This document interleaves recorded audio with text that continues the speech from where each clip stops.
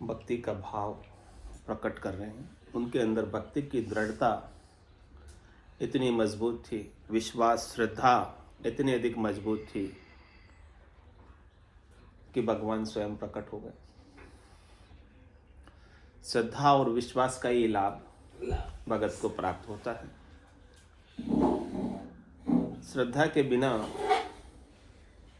जो भी भक्ति करते हैं वो केवल क्रिया होती है, उसका लाभ नहीं मिलता है। और श्रद्धा के बिना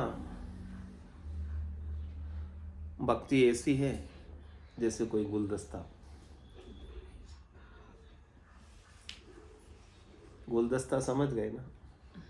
कितनी देर रहता है गुलदस्ता? जब दिया एक बार भेंट किया फिर दूसरे दिन खत्म। और श्रद्धा के साथ जो भक्ति है वो एक फूल का पौधा होती है, वो बना रहता है, उसमें फूल आते हैं, फल आते हैं, आनंद प्राप्त होता है।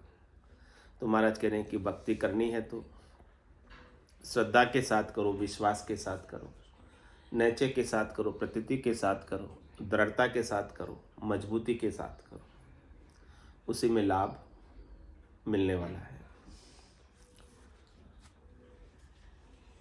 तो महाराज सनकादिक की बात बता रहे थे, वो भी श्रद्धा और विश्वास के साथ सवेरे शेष जी महाराज से कथा सुनते थे और दिन में मृत्युलोक में सूत जी से कथा सुनते थे और शाम को बैकुंठ में चले जाते थे। वहाँ भी वही काम था उनका, गोविंद गुण गाने का। नगन मगन गोविंद गुण गाई।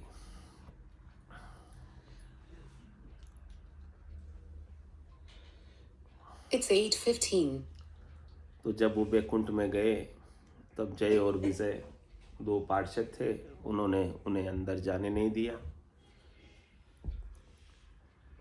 तो उन्होंने कहा कि हम और भगवान को हम अंदर से जानते हैं, हम और भगवान एक ही हैं, हमारे भीतर और भगवान के भीतर कोई अंतर नहीं है। तुम अंतर कर रहे हो देही से, इसलिए तुम हमें मिलने में बाधा उत्पन्न कर रहे हो, क्योंकि तुम्हें अपने पार्षद होने का, अपने पद का, अपने चौकीदार होने का अहंकार आ गया, इसीलिए तुम अब अहंकार के कारण असुर बन गए। असुर किस कारण से बने? उन्हें असुर होने का श्राप किस कारण से मिला? उनके अहंकार के कारण। तो अहंकार क्या करता है? असुर बना देता है। तो अपने को अहंकार करना है? नहीं करना। यदि अपने को असुर बनना है तो अहंकार कर सकते हैं, और परमात्मा में मिलना है तो अहंकार को खत्म करना है, गर्व को, गुमान को खत्म करना है।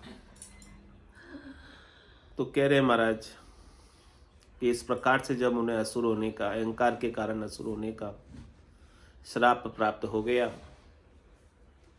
तब उन्होंने सनकादिक ऋषियों से प्रणाम किया और कहा, जय रु विजय कहो सुन गुसाई, बहुरी मिले कबू अंतर पाई। वापस हम कैसे मिलेंगे? कह रहे 7 जन्म आराध कराई, के विरोध तीसरे मिलाई, मित्र ही मित्र विसर पुनि जाई, बेरी हृदय रहे समाये, भाव कुभाव ब्रह्म यू दर से, जान अजान अग्नि को परसे। कह रहे कि ब्रह्म को आप संबंध बनने से मिल सकते हो, बस आपका संबंध जुड़ जाए ब्रह्म से, आपकी तारी लग जाए ब्रह्म से, आपकी लीव लग जाए ब्रह्म से, आपका सुमिरन बन जाए। सुमिरन बनेगा तभी आप ब्रह्म से मिल पाओगे, उसके बिना ब्रह्म से नहीं मिल पाओगे। तो कह रहे हैं कि बेरी बनकर भी आपका संबंध जुड़ जाता है और भगत बनकर भी आपका संबंध जुड़ जाता है।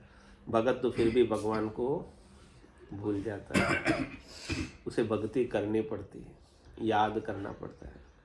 और बेरी के हृदय में तो दुश्मन हमेशा बसा ही रहता है, उसे दुश्मनी के लिए कुछ करना नहीं पड़ता है, कुछ क्रिया नहीं है, मन में वही, हाँ, मन में वही भाव रहता है। तो कह रहे कि बेरी बनने से आपका संबंध जल्दी यानी प्रगाढ़ बना रहता है। तो कह रहे हैं कि जैसे जान अजान से अग्नि को परस लेते हैं तो अग्नि जलाती ही जलाती है। इसी प्रकार से ब्रह्म का संबंध चाहे आप विरोध करके जोड़ लो और चाहे भक्ति करके जोड़ लो, दोनों में संबंध तो ब्रह्म का गुण तो प्रकटेगा ही। अग्नि का गुण है कि जला के जान में रखोगे तो ही जलाएगी, अजान में रखोगे तो ही जलाएगी। ऐसे ही ब्रह्म का संबंध आपका विरोध से जुड़ेगा चाहे भक्ति से जुड़ेगा, कैसे भी जुड़ जाए, बस जुड़ जाए तो आप ब्रह्म हो जाओगे।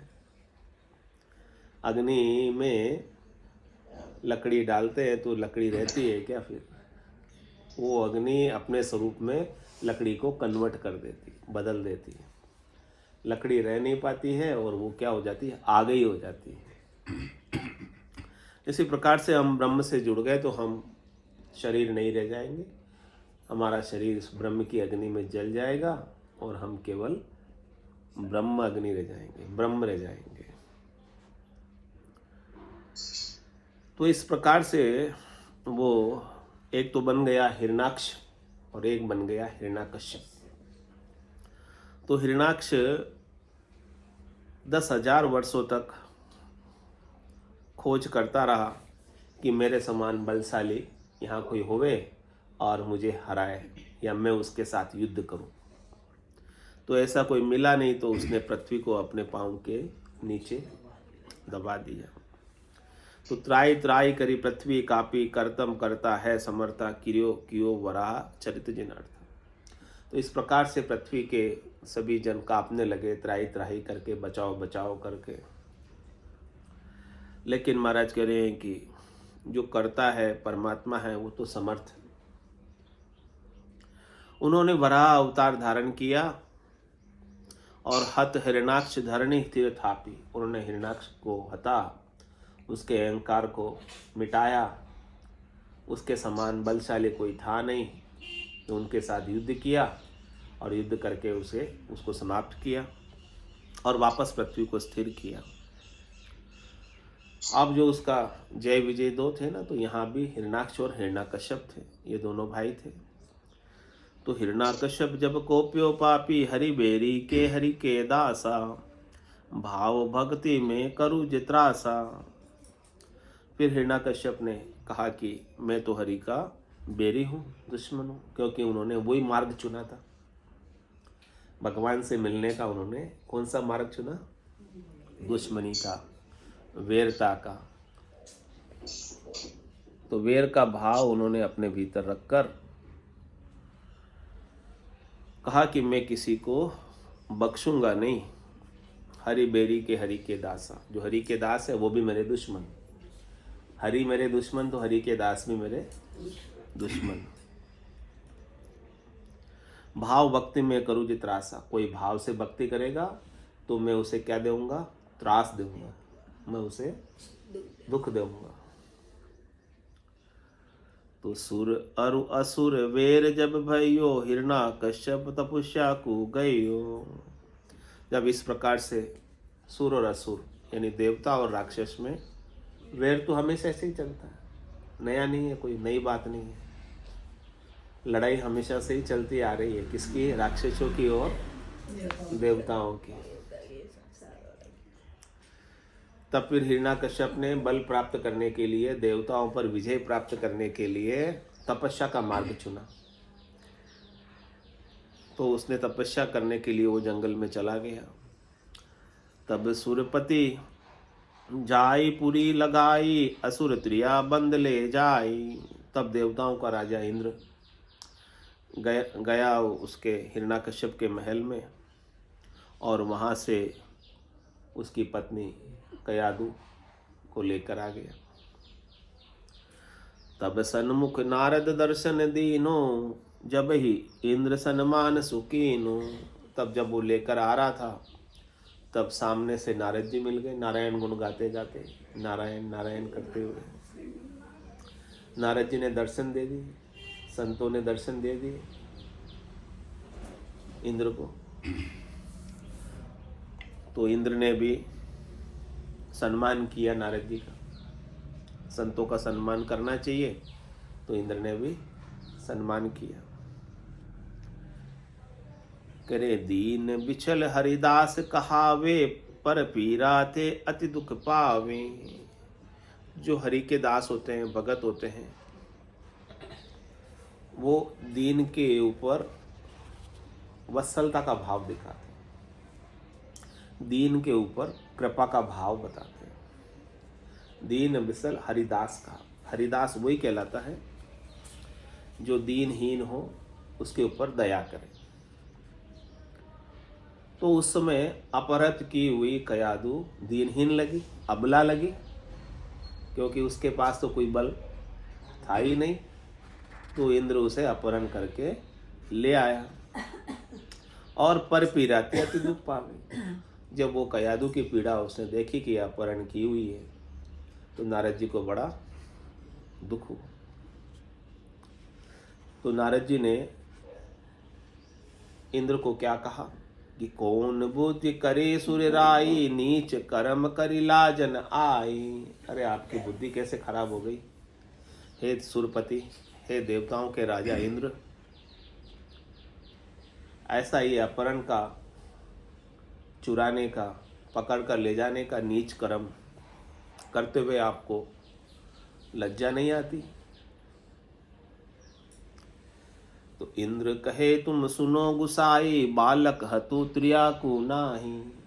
तो इंद्र ने क्या कहा नारद जी से कि मेरे को कयादू से कोई लेना देना नहीं, मेरे को तो डर है। क्या डर है कि इसके गर्भ में जो बालक है, जब हिरण्याकश्यप इतना बलशाली है तो इसका बालक कितना बलशाली होगा। जब हिरण्याकश्यप से मैं नहीं जीत पाता तो इसके बालक से आगे मैं कभी जीत पाऊंगा। वो मेरा इंद्रासन नहीं छीन लेगा। इस डर रहता था इंद्र को, तो एनी टाइम डरता रहता था, क्या हाल करेगा पता नहीं। जिसके पास अधिक सुख होता है, अधिक संपत्ति होती है, वो हमेशा डरता ही रहता है। हाँ, कहीं सुख मेरा ये छीन न जाए, कहीं संपत्ति मेरा कोई चोर या डाका डल न जाए इसके ऊपर, कोई राज इस पे टैक्स लगा न दे। वो सब डर संपत्ति वालों के पास, सुख वालों के पास हमेशा बना रहता है। तो ऐसे इंद्र बेचारा डरता ही रहता था। वो स्वर्ग का राजा होके, देवताओं का राजा होके भी कभी वो सुखी नहीं रह पाया बेचारा इंद्र। डरता ही रहता था हमेशा। तो वो डर के कारण ही उसने ऐसा नीच कर्म किया ना।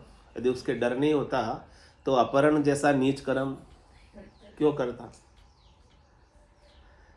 तो कौन बुद्धि करी सुर राई, नीच कर्म करी लाजन आई। नारद जी कह रहे हैं उनसे कि तुझे नीच कर्म करते हुए लज्जा नहीं आई। तो इंद्र कहे तुम सुनो गुसाई, बालक हतु त्रिया को नाही। मैं तो जो इसके गर्भ में बालक है प्रहलाद, उसको मैं हतना चाहता हूँ, उसके मैं हत्या गर्भ में ही कर देना चाहता हूँ। मैं उसका गर्भपात करवा देना चाहता हूँ,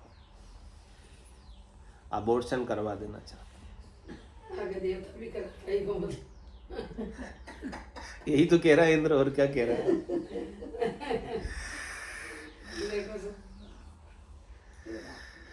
कह रहे मैं बालक जो गर्भ में है उसी की हत्या करना चाहता हूँ। क्यों हत्या करना चाहता हूँ मैं? क्योंकि मुझे मेरी गद्दी का डर है, चिंता है मुझे। जब नारद मन कियो विचारा, भगत जान गणियो उपकारा। तब नारद जी ने मन में विचार किया, और नारद जी का, भक्तों का दिल तो बड़ा कोमल होता है, तो उन्होंने उपकार किया। और साधु संत हमेशा उपकार ही करते हैं, परोपकार ही करते हैं, क्योंकि उनको अपने लिए तो कोई स्वार्थ है नहीं, उनको अपनी मुक्ति के लिए तो कुछ करना है नहीं बाकी। तब हरि गुण सहित बजाई बीना, प्रहलाद को मन हर लीना। बीज किसका था गर्भ में? राक्षस का।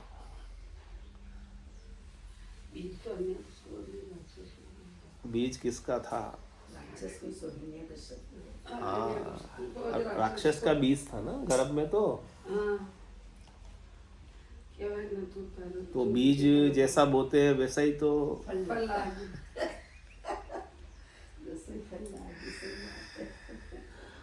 देखो ऐसी स्थिति है। बीज राक्षस का था, लेकिन भक्ति का प्रभाव देखो, संतों का मिलन का प्रभाव देखो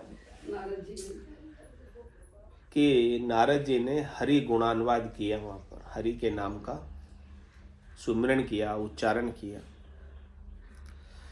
तब हरि गुण सहित बजाई बीणा, उन्होंने अपनी बीणा को बजाया हरि का नाम का सुमिरन करते हुए।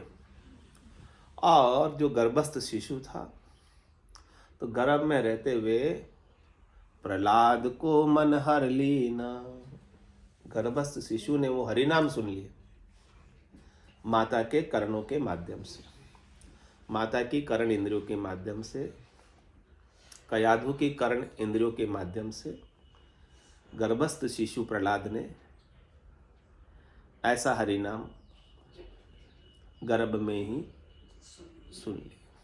तो बीज राक्षस का था, लेकिन राक्षस का बीज भी हरि नाम से, संतों के दर्शन से, संतों की वाणी से बदल गया। पारस में और सतगुरु में ये तो आतरो जान, वो लोहो कंचन करे वे करे आप समान। तो प्रहलाद को जो राक्षस का बीज था, उसको लोहे से सोना ही नहीं बनाया, उसे क्या बना दिया? अपने समान ज्ञान दे दिया, हरि के नाम का गुणानुवाद का ज्ञान दे दिया। ऐसे संतों के दर्शन का, ऐसे संतों की वाणी का It's 8:30. प्रभाव होता है। और क्या सुनाया? तारक राम सुनायो बाणी, कृपा करी काहू नहीं जानी। ऐसी कृपा दिल की मेहर कर दी। किन्होंने की? नारद जी ने अपने दिल की मेहर गर्भस्थ शिशु प्रहलाद जी के ऊपर कर दी। और ऐसी कृपा दिल से दिल पर हुई तो दिखाई थोड़ी देती है। किसी को दिखाई नहीं दी, किसी ने जाना ही नहीं कि ऐसी कृपा करके उन्होंने इस राक्षस के बीज को ही भगत बना दिया। तारक राम सुनायो वाणी, ऐसी वाणी सुनाकर राम नाम तारक मंत्र सुमरे शंकर शेष, रामचरण साचा गुरु देवे यो उपदेश। ऐसा तारक राम, ऐसा तारने वाला, भवसागर से पार लगाने वाला मंत्र, बीज मंत्र, खास मंत्र, मुख्य मंत्र, निजी मंत्र सुना दिया। और क्या किया? करी उपदेश आपनो भायो, बहुरी इंद्र को वचन सुनायो। उन्होंने अपना समझकर, निजी समझकर, ब्रह्म स्वरूप समझकर, राक्षस होते हुए भी उसे अपना समझकर ब्रह्म का ज्ञान दिया, स्वरूप का ज्ञान दिया, तत्व का ज्ञान दिया। और फिर उसको भगत बनाकर बहुरी इंद्र को वचन सुनायो। बनाने के बाद कृपा से बनाया। ये गुण साधन ते नहीं होई, तुमरी कृपा पाई कोई कोई। साधन करने से नहीं होता, क्रिया करने से नहीं होता। ये तो संतों की कृपा हो जाती है तो तुरंत ही गर्भ में ही। अच्छा, बालक ने क्या किया था बताओ? वो तो राक्षस का बालक था, राक्षस का बीज था उसमें। तो राक्षस के संस्कार थे। जैसा बीज होता वैसे तो संस्कार होते हैं, अलग कहाँ से आएंगे? लेकिन कृपा का परिणाम देखो, कैसी कृपा गर्भस्थ शिशु ने की। क्या उस समय गर्भस्थ शिशु कुछ करने के लायक था? कुछ करनी कर सकता था? कुछ क्रिया कर सकता था? नहीं। लेकिन संतों के उपदेश से, संतों के ज्ञान से, संतों के कृपा से भगत बना दिए। करी उपदेश आपनो भायो, बहुरे इंद्र को वचन सुनायो।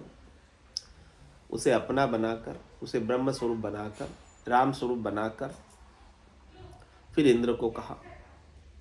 क्या कहा इंद्र को? नारद कहे सुनो सुर राई, यहाँ के उधर भगत है भाई। भगत था थोड़ी क्या, राक्षस ही था वो तो। यदि नारद जी नहीं मिले होते तो प्रहलाद भी राक्षस ही बनता। नारद जी के मिलने के कारण वो भगत बना।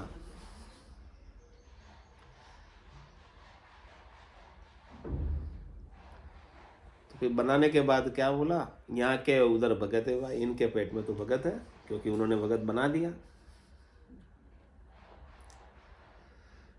तुम रानी को करी अधिकारा, की जो सेवा बहुत प्रकारा। तुम रानी को अपने अधिकार में लाए हो, अपहरण करके लाए हो, तो अब आप इसको दुख मत देना, कष्ट मत देना, तकलीफ मत देना। अब तो आप इनकी बहुत प्रकार से सेवा करना। तो देवताओं का राजा इंद्र नारद जी की ऐसी बात सुनकर क्या कहता है? तुम ये वचन कहे हरिदासा, पर मेरे नहीं आवत विश्वासा। अपने को भी आता है क्या विश्वास? ऐसे संत कुछ कहते हैं तो संतों की वाणी पर बोले ये तो कहते हैं, ऐसे होता थोड़ी वास्तव में, ऐसा कहते ना। ऐसे ही इंद्र को भी विश्वास नहीं आया कि राक्षस के गर्भ में भगत कैसे हो सकता है। तुम ये वचन कहे हरिदासा, पर मेरे नहीं आवत विश्वासा। इंद्र कह रहा मुझे विश्वास नहीं है आपकी वाणी पर, आप जो कह रहे हो सत्य वचन नहीं हो सकता ये।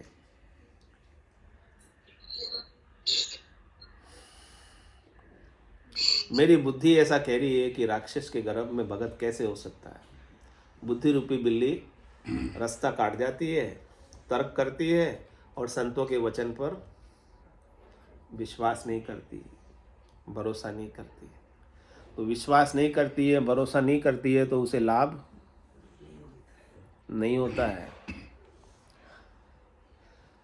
इंद्र कहे ऐसा कहाँ भगत, दैत्य नकुल आयो अनुसकत। ऐसा क्या भगत है ये जिसे दैत्य कुल में जन्म लेने की आवश्यकता पड़ गई? दैत्य के कुल में क्यों जन्म ले रहा है? भगत है तो कोई अच्छे कुल में आता? भगत है तो चार वर्ण में ठाहर नाही, क्यों हरि भगत असुर कुल जाए। क्या उसे चार वर्ण में जन्म पाने के लिए कई जगह ही नहीं मिली जो राक्षस कुल में आकर जन्म रहा है? भगत है तो कम से कम ब्राह्मण कुल में जन्मता, नहीं तो क्षत्रिय में जन्मता, नहीं तो वैश्य में जन्मता, नहीं तो शूद्र में जन्मता। इन चारों कुल में नहीं जन्म कर असुर कुल में जन्म रहा है। ऐसा कैसा भगत है?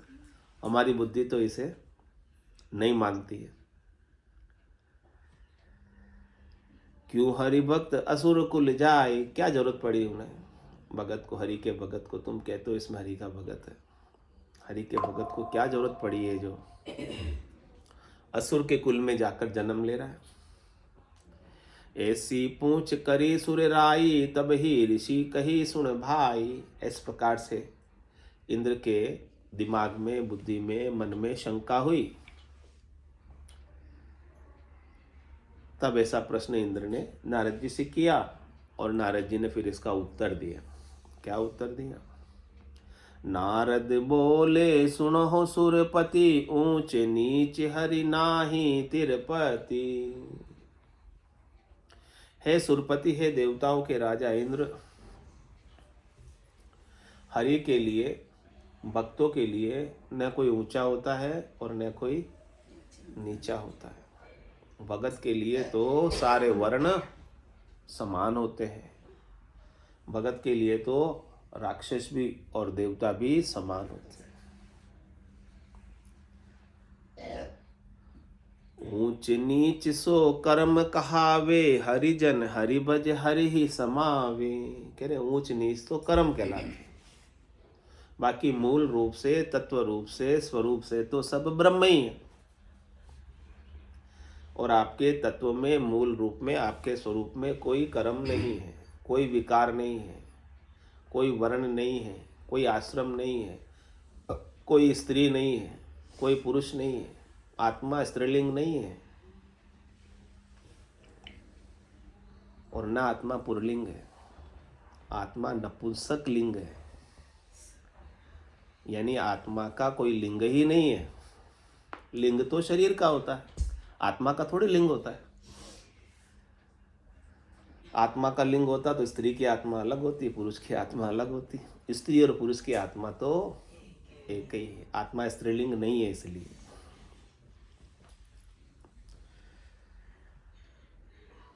तो हरि के लिए, भगवान के लिए कोई कुल का भी फर्क, कोई वर्ण आश्रम का भी कोई फर्क नहीं है। ऊंचा नीचा तो कर्म होता है, कर्मों के अनुसार जाति है। जो जो जैसा कर्म करता है उसके अनुसार वो बाजने लगता है, कहलाने लगता है। राजा के कुठार में जो काम करता है कोठारी बाजने लग गए, राजा के भंडार में जो काम करता है भंडारी बाजने लग गए। यानी उनके कर्मों के अनुसार उनकी जाति पड़ गई। जो चमड़े का काम करते थे चर्मकार बाजने लग गए। अलग अलग जैसे जैसे वो, बाकी मूल रूप से तो सब एक ही है। तो ऊंच नीच सो कर्म कहावे। अब जो जो जैसा ऐसा कर्म करता है उसके अनुसार वो कहलाता है।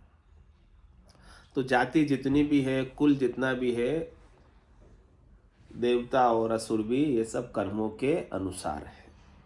मूल रूप से देवता और असुर एक ही है, ब्रह्म के अनुसार, तो उसमें कोई अंतर नहीं। इसलिए महाराज कह रहे हैं कि हरिजन हरि भज हरि ही समावे। हरिजन क्या करते हैं? हरि को भजकर हरि में समाते। अब हरि की कौन सी जाति होती है बताओ? हरि कोई विशेष जाति का होता है या हरि कोई विशेष कुल का होता है? हरि कोई विशेष वर्ण का होता है? हरि कोई विशेष आश्रम का होता है?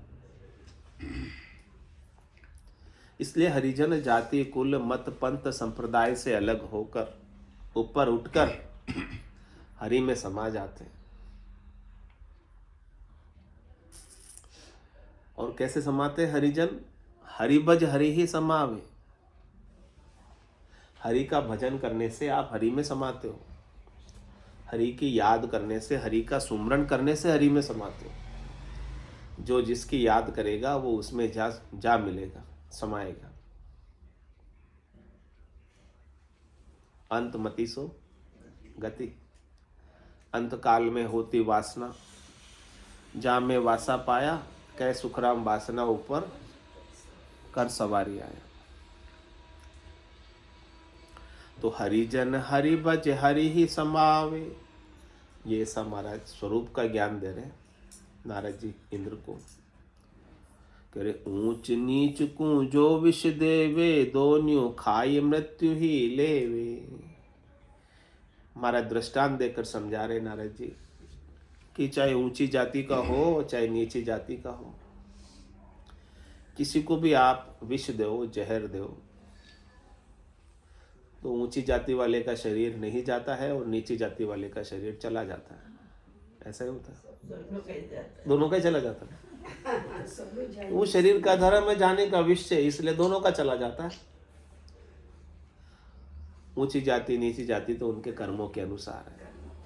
तो कर्मों का धर्म अलग है, शरीर का धर्म अलग है, और फिर जीव का धर्म अलग है और आत्मा का धर्म अलग है। सबके अलग अलग धर्म। सब बात को समझो। तेरे दोनों खाई मृत्यु ही लेवे। सुर भी खाएगा तो मरेगा और असुर भी खाएगा तो मरेगा। ऊंची जाति वाला खाएगा तो मरेगा, नीची जाति वाला खाएगा तो मरेगा। वो कह रहे पुनि जो नौका बैठे कोई, ऊंचरु नीच तिरे सो सोई। और दूसरा भी और दृष्टांत दे रहे हैं। नाव में ब्राह्मण बैठ जाए और एक क्षुद्र भी बैठ जाए तो नाव क्या करेगी?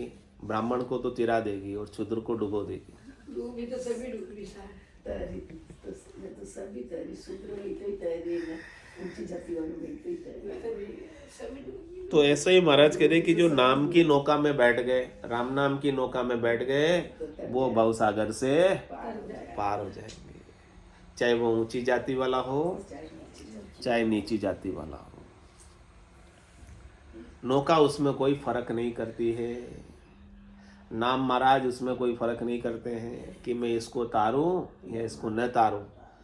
उसके लच कुलच कुछ भी नहीं देखते, उसके अंग लक्षण भी नहीं देखते, लच को लच मत देखो। उसकी शरीर की क्रिया भी नहीं देखते, उसके स्वभाव भी नहीं देखते। स्वभाव तो राक्षस का था, प्रहलाद का, लेकिन नारद जी ने क्या किया? देखा क्या राक्षस स्वभाव? देखा ही नहीं, कृपा कर दी। कृपा कर दी। और कृपा करते ही राक्षस से क्या बना दिया? उसे भगत बना दिया।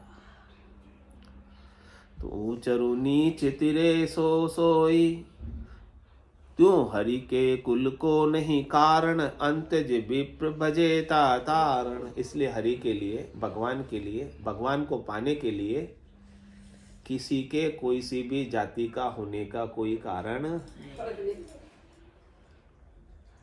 जो भगवान को भजेगा, भजन करेगा, सुमिरन करेगा, याद करेगा, चाहे वो अंत्यज हो यानी शूद्र हो, राक्षस हो, चाहे वो विप्र हो, ब्राह्मण हो, वो तिरेगा ही तिरेगा। इसमें डूबने का कोई सवाल ही नहीं है।